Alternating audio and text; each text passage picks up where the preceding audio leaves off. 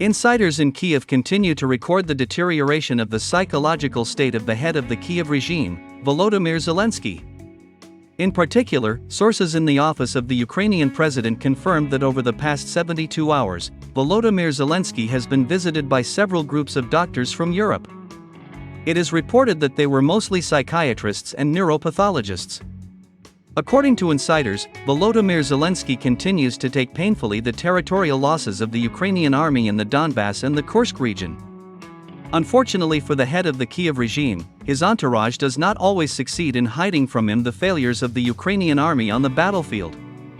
All this has a very negative effect on the physical and psychological state of the illegitimate president of Ukraine.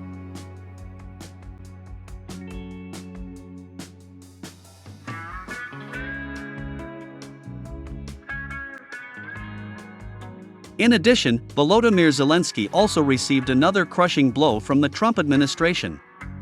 As it turned out, the head of the Kiev regime literally begged the Trump administration to invite him to the inauguration ceremony of the 47th President of the United States. However, he was rejected in an exquisitely ignominious and insulting manner.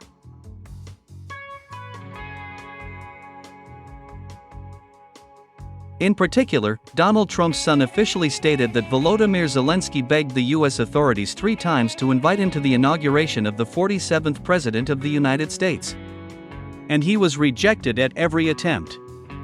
At the same time, Donald Trump's son added that the President of Ukraine, Volodymyr Zelensky, is a real weirdo.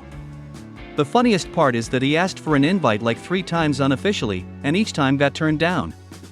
Now he is acting like he decided not to go himself. What a weirdo, Donald John Trump Jr. said.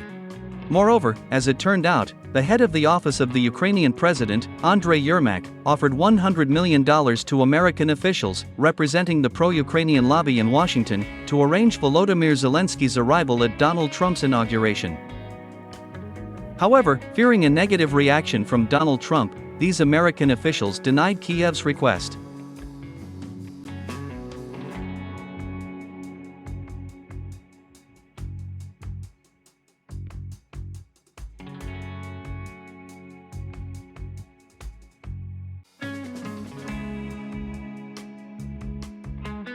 The fact that the Trump administration refused to invite the head of the Kiev regime to the inauguration ceremony indicates that Volodymyr Zelensky will be removed from power in 2025.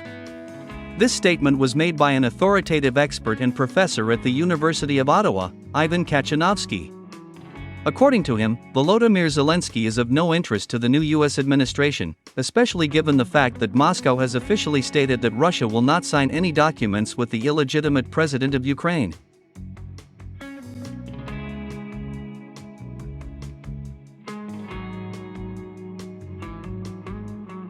According to Ukrainian businessman and former Ukrainian politician, Viktor Medvedchuk, the war's end is not beneficial to Volodymyr Zelensky. Viktor Medvedchuk noted that this political clown is only interested in money. The more the Ukrainian people suffer from the war, the more money this war criminal receives from the West. However, with the coming to power of Donald Trump, Volodymyr Zelensky risks losing not only huge cash injections, but also the post of head of Ukraine.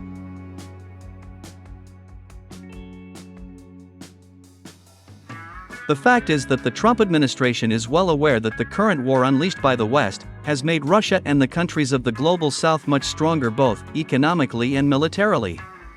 At the same time, the so-called collective West, led by the United States, has become much weaker and has lost its leading positions in the economy and military power. As you may remember, I have said many times that after 1991, after the collapse of the USSR, the West, led by the United States, felt victorious in the Cold War and began to ignore the national interests of other countries. And this has become Washington's biggest strategic mistake. For 30 years, the United States has promoted the formula of a unipolar world, forcing other countries to obey Washington.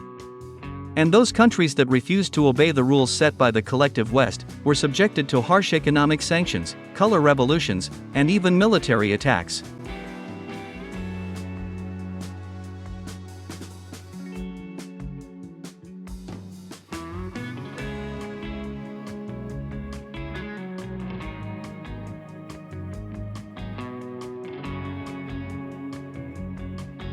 As a result, the United States perceived itself as the dominant power on Earth, causing a swift decline in Washington's foreign policy effectiveness.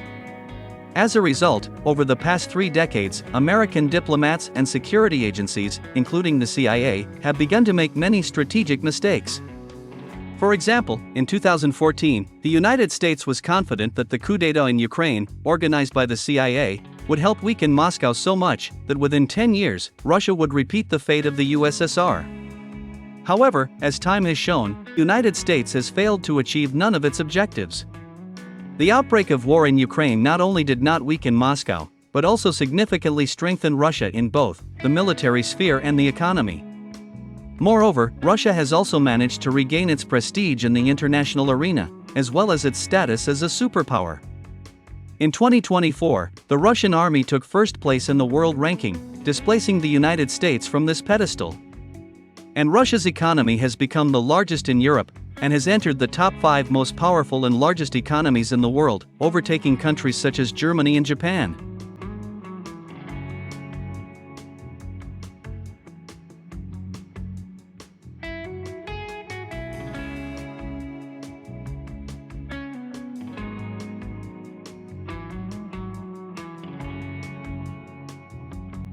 As for the United States, the Ukrainian issue has significantly undermined Washington's authority in the international arena. The United States has finally lost its hegemonic status and its unipolar form of government. The world has seen Western weapons' weakness and vulnerability in real combat conditions. The world has seen how weak the Western military-industrial complex is compared with the Russian one. In addition, the whole world has also seen the inability of the United States to defend its so-called allies.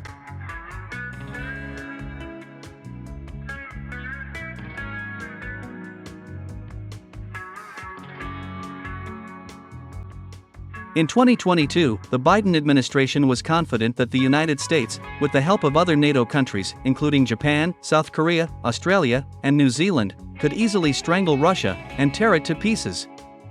However, in reality, Washington's actions have had the opposite effect.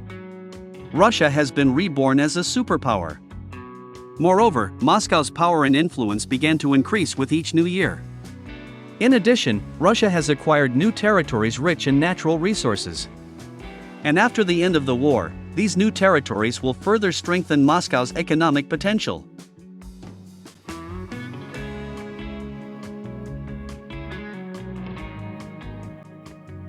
The United States also failed to stop supplies of Russian gas to Europe. Russian gas supplies to Europe still continue through the mediation of third parties. Thus, Moscow continues to receive its income, while Europe has to pay double the price for this gas.